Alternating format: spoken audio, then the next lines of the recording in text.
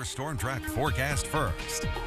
During the heat of the day, the clouds built up just a little bit, and even this evening, a couple of isolated showers are drifting westward through central Kansas, leaving most of the area just partly cloudy, and that scattering of clouds will be around through the night as temperatures fall back through the 70s to a low near the 70-degree mark.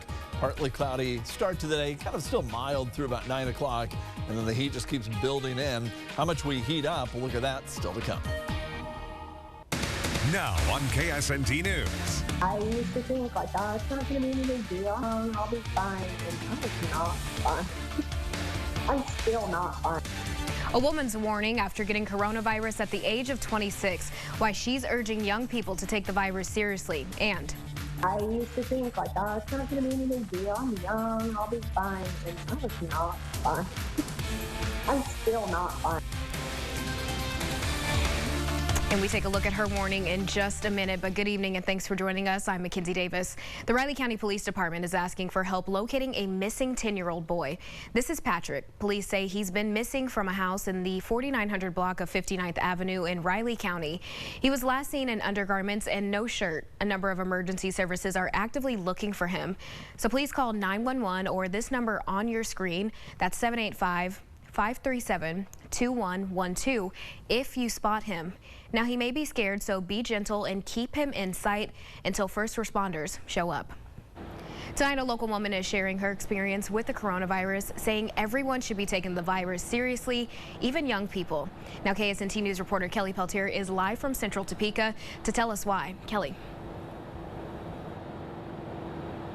Yeah, Mackenzie, Hannah McDowell is 26 years old, and she recently tested positive for the coronavirus here at Cotton O'Neill's testing site. She told me she never thought she was going to test positive for the coronavirus because she's young, but she found out she was wrong. And tonight she's encouraging other people her age to start taking things seriously so they don't have to test positive as well.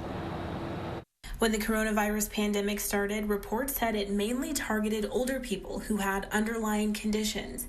But now a recent CNN study says the trend across the nation is changing, affecting more younger people. I used to think like, oh, it's not going to be any big deal. I'm young. I'll be fine. And I was not fine.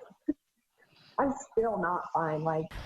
Well, they say it could be because stay-at-home orders are lifted, allowing more younger people to hang out in groups and go to the bars. That trend is true here in Shawnee County.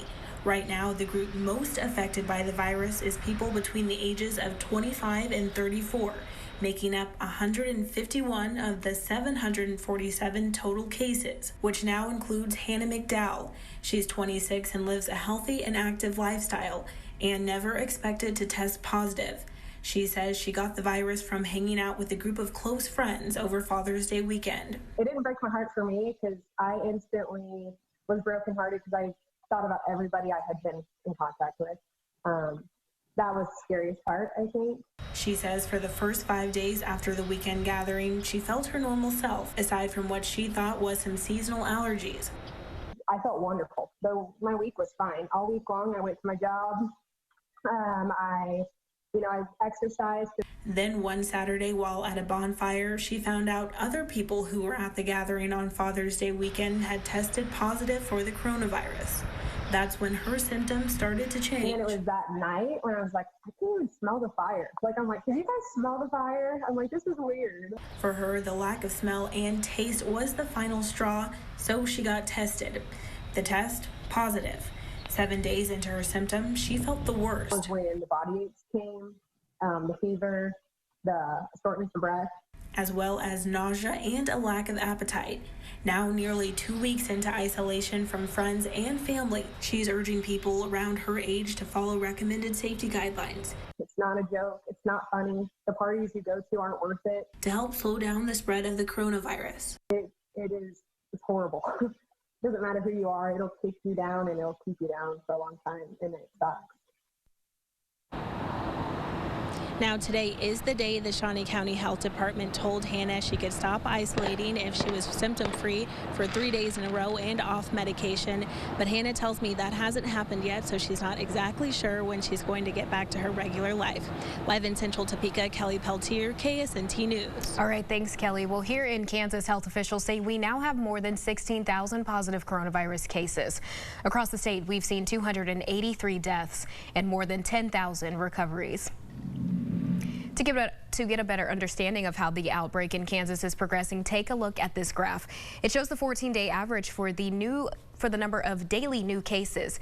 You can see the trend has gone up in the state over the past several days. Well, we've had some heat today, and finally something that I've been looking forward to after we saw a little bit of rain all on, what was that? That was the 4th of July Eve or something? I don't know. Wasn't too much of a fan of it. You know, we've had a little bit of the humidity kind of sticking around. Yeah. We've had a couple of showers here and there, but generally the trend has been for just these hit and miss isolated showers. So that's been a good thing. Overall, the weekend, really, the weather was pretty good. Hopefully you had a chance to get out there and enjoy it. Partly cloudy sky across the area right now. Scattered clouds around as we head into the morning hours tomorrow as well. A couple of isolated showers may try to reform back to the west. And then again, isolated showers possible during the late afternoon hours. Those hit and miss showers around should start to clear out as we head through the night and into the evening hours tomorrow on into deeper and deeper into the night. So really just a stray rain chance, and look at it just as that. 79 degrees at Manhattan, 80 at Silver Lake, 78 in Topeka and Holton, and 77 at Marysville. Humidity, though, remaining high. Dew points are into the low 70s, upper 60s and low 70s across the region for the dew point. And that's fairly humid air, and that humid air will stick around. Really not looking at a major change. If anything, starts to climb up a little bit higher as we head toward the middle and second half of the week. And that higher and higher humidity really becomes more and more uncomfortable, because we'll also be looking at higher and higher temperatures through that second half of the week. Tonight, humid, we drop down to a low around 70. Not much wind out there, and also no showers expected tonight. Any showers will be later in the day tomorrow. A look at that's coming up. Tonight, a teen is dead after an off-roading crash early this morning. The crash happened just after 2 this morning in 318th Road in Jackson County. That's about 50 miles north of Topeka. The Jackson County Sheriff says an UTV was driving down the road next to another UTV. The driver lost control and overturned, ejecting a 13-year-old. The teenager was pronounced dead on scene. 5 other passengers were taken to Stormont Vale and Sabetha Hospital, some with life-threatening and some with non-life-threatening injuries. Over in Riley County, fireworks are to blame for an early morning fire. Fire officials say this building is a total loss after catching fire this morning. It happened at 3706 High Plains Road in Manhattan. Officials say when crews got there, the fire was fully involved and took hours to put out. The structural loss is estimated at $200,000, along with another $100,000 in content loss. The fire department in Riley County says fireworks appear to be the cause of the fire, but luckily no one was hurt. 4th of July is considered Independence Day by most Americans, but as our country evolves, so does the view of certain holidays and events. Student at K-State organized a protest yesterday in support of students of color. This comes after one student's tweet causing student athletes and students to call for change on campus. The group gathered outside the university president's house, wanting to share the message of inclusivity. Organizers say the protest on 4th of July was no mistake, as students of color say fearing for their lives at school is a reflection of the country. I believe that it was important to host this protest on the 4th of July. One, to make a huge statement that there's nothing to be festive about. If our lives are at risk, if we're consistently not seen, not heard, not understood, then I really don't understand what's the point of having festivities on the 4th of July on Independence Day if we're all not free. The group called for other measures to be taken, such as 0.5% of profits from the sports department to be reinvested in local black-owned businesses. Supporters of the Black Lives Matter movement were also in Kansas City last night. About 200 people began in Mill Creek Park and ended in Westport after 11 at night. Shouts of "We will not tolerate being intimidated. We will not tolerate our rights being violated." Kansas City police say protesters burned several flags and a small wagon with hay bale. The doors to a bar were smashed and a vehicle was also damaged. No arrests were made and there were no immediate reports of any injuries. Well, it's a loud day at Heartland Motorsports Park in Topeka, where motorcycle racers were in school. Over 80 people participated in the St. John 27 Motorcycle Racing School. They learned ways to improve on different skills needed to ride a motorcycle both on and off the track. The riders are separated by skill level with licensed trainers there to help them with whatever they need. The facilitator of the school says it's great this is an event where social distancing can happen so the riders can keep fulfilling their need for speed. There's none of those things like that can create a panic situation. So as the riders are all out here, all they have to do is focus on riding the motorcycles. It's so addicting. That's why we're all here, is because you go back and you're like, well, how am I as a rider? And then you just test yourself and you just want to get better every time. This event happens every month and is free to go out and watch. The Royals are back on the diamond trying to get sharp and stay healthy. Coming up, hear from their best on why this team could shock a few people if they can keep healthy for the next few months. And as we head into the daytime tomorrow, we'll be looking at the heat index making a climb back out of the 70s into the lower 90s most of the late afternoon and even into the early evening hours. A very warm, humid day.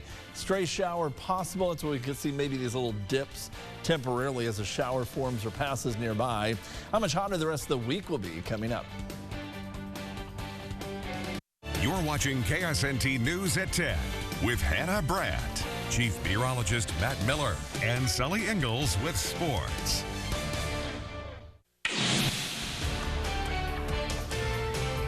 Monday morning on KSNT News, we go out to West Topeka for a construction update on Huntoon Street that could block the road for people in the area. Plus, as coronavirus cases continue to soar in Kansas, we take a look at the latest trends across the state. Plus, I'll be tracking even more warm temperatures heading into the week ahead, and plus an even warmer into the week. We'll also have some breezy southerly winds to talk about Monday morning. You're watching KSNT News at 10, winner of the regional Edward R. Murrow Award for continuing coverage. Now let's talk a little sports, specifically about these guys in the beautiful stadium right here. Baseball is back in a compact form compared to what most fans are used to, 60 games rather than 162. Rule changes and schedule adjustments, not to mention safety concerns galore. Despite all that, if they do get on the field 4 games, the quicker season could play into Kansas City's advantage. Summer camp now in place of spring training under first-year manager Mike Matheny. As the team gets ready at the K, the roster looks to be pretty explosive. Speed and power are all around, and last year's MLB leader in hits thinks that they can surprise some people. I think we felt pretty good about our team going into the regular spring training. So, knock on wood, guys are staying healthy, and we navigate through this thing we got going on and keep guys on the field. I think we got a really good chance to do something pretty cool. One guy already off the field with that thing is Salvador Perez, and that thing is coronavirus. He tested positive but is asymptomatic. Safety precautions are in place at summer camp, but the way the virus moves, this seemed inevitable. For Merrifield, the concerns with it hit close to home. But when you're a Major League Baseball player or any athlete, you've got another family to think about, and the All-Star feels like they're just as important. I'm saying this coming from my wife that has a compromised immune system. And there was never a hesitation from her or me about playing this year, because she's been with me since high school. She understands what it takes to get to this level. She understands this level is a short window of time. And she also understands that just like I have an obligation to her to be the best husband I can be, to my siblings to be the best brother I can be, and to my parents to be the best son I can be, I have an obligation to those guys in there, because those guys are my family as well. The Royals start July 23rd or 4th. Official schedule could be out as soon as tomorrow. Besides baseball, plenty else has happened near and far. Here's a quick recap of a few things you might have missed the last week. Kansas football and basketball got a big-time commit. 4-star recruit Keon Coleman from Louisiana. You heard that right. He'll play both sports for the Jayhawks. The 6'4" wide receiver and wingman picked them over Oklahoma. Patrick Mahomes and the Chiefs saw their first schedule change. First, it was 2 preseason games instead of 4. Now it looks like no preseason at all. Official word on that coming this week. But the first pro football game could be week 1. Chiefs in Texas, the season opener, September 10th. One NFL team may have a new name soon. Washington is looking at options for moving on from their name that many have called racist over the years. Red Tails and Warriors have been two rumored replacements in baseball. Cleveland's team also looking at that discussion to do the same, and people have been coming after the Tomahawk Chop in Kansas City, so we'll see where we go on that. For the first time in a while, that's your update on the world of athletics. From the studio, Sully Ingalls, KSNT Sports. We saw some scattered clouds build up during the heat of the day. This is a time lapse out of Emporia as the clouds building up kind of thinned out a little bit. Some mid and high level clouds moved through, gave us a gorgeous sunset this evening. How long those scattered clouds will be sticking around and how much we heat up this week still to come. Now, your Storm Track weather with Chief Meteorologist Matt Miller. Temperatures were able to heat up close to 90 today under a partly cloudy sky. Kind of just a warm, typical early July kind of a day out there. Tonight, mostly cloudy to partly cloudy as the clouds will thin up a little bit as the night goes on. And then heating up ahead for several days this week. That warming trend will be in place. There may be a little setback later in the week, maybe an isolated storm or two tomorrow afternoon for some. But a little better chance will come in later in the week, later Thursday or into early Friday. Right now, a partly cloudy sky at Emporia as well as in Manhattan. Much quieter evening across the area. We still have those scattered clouds up overhead. Humid weather in place and temperatures that are right now sitting at 78 degrees in Topeka, the dew point at 72. But here's one number, I guess you can call it a number, it's 0, but the calm condition out there. There's just not much stirring of the air during the evenings and overnight, and that's going to be the case again tonight. This morning, that led into some very hazy conditions. But again, we had all that smoke from fireworks that was trapped in the air through the night. And so that we don't have that low air quality issue right now and don't expect that, but still will fall back into the low 70s like it did this morning. Can't rule out heavy dew on the grass or maybe some haze. Then we warm back up like we did today to 90. Tomorrow we expect about 91. So a very similar setup for Monday. Temperatures right now in the upper 70s for most. 78 at Emporia, 79 at Junction City and Manhattan, and Holton coming in with 78. Dew points are mainly in the low 70s over most of the area, so it's humid. And as temperatures fall down close to these numbers, something's got to give. You can't have more water in the air than what it can hold. So it's going to fall out usually in that heavy dew. And that's what we expect to see tomorrow morning, especially with very little wind blowing in across the area. Tomorrow, the wind does try to pick up to about 5 miles per hour. That's it. So don't expect a cooling breeze blowing through the area. It will be humid, as during the daytime tomorrow, we expect it to stay close to the 70-degree mark on the dew point. That is muggy air, and that'll be the case all through the day tomorrow. As we warm up, you take that humidity, add it on. Heat index by 1 o'clock in the low 90s, low to mid 90s by 4:30. And then we look ahead into Tuesday, and we start out near 70 again, but this time heat index values climb into the middle to upper 90s, and we just keep getting a little bit warmer. The rain chance, though, has been fairly limited, and I think it'll be limited again for tomorrow.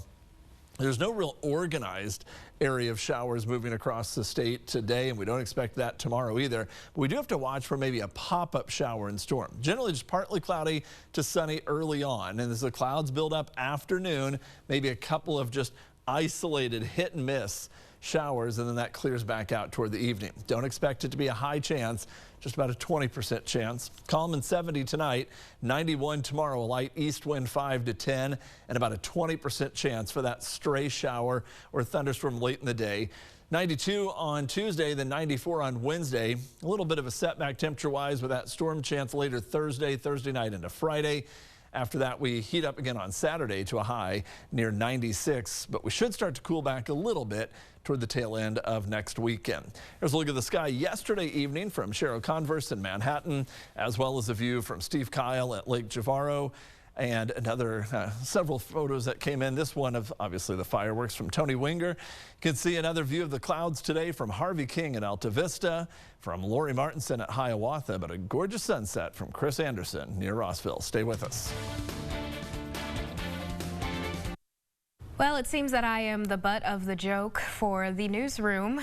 Let's look at the video. I was trying to relive my high school days, and I can't even watch it. I fell and hurt my ankle. So if you guys see me limping around Topeka, this is why. Let's hear the music. Oh. Clown music, if you can't hear it. So. I didn't know you were actually going to use the video. I suggested you use the video for the kicker. I did not. When you said you had a video kicker, I didn't put that together. And I'm a clown, so that's why we did it. Low temperature tonight, falling back down almost as much as McKenzie felt. Back down to a low around 70, 91 tomorrow with an isolated storm. Have a great night.